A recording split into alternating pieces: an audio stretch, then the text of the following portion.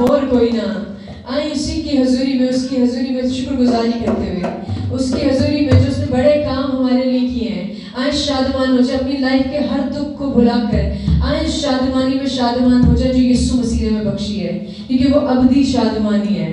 आमीन। आए खुदावंद की परस्तिश में आगे बढ़ते हुए गीत गाएंगे।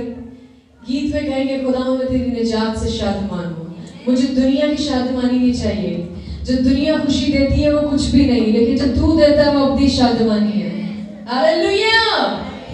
यीशु ने निजात देती खुशियां मना, यीशु ने निजात देती खुशियां मना, दे आई क्षमा विच सदा गीत गा, ओ दे आई विच सदा गीत गा। यीशु ने निजात देती खुशियां मना, यीशु ने निजात देती खुशियां मना, दे आई क्षमा विच सदा गीत गा, दे आई क्षमा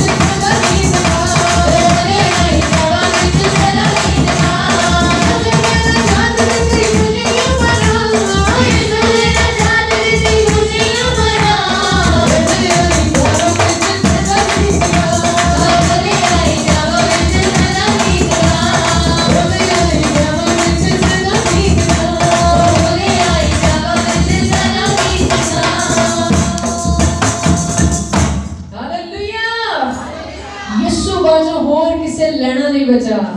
यीशु मसीह ने हमारी लाइफ को हमेशा के लिए सेव कर दिया है। आमीन। आए खुदा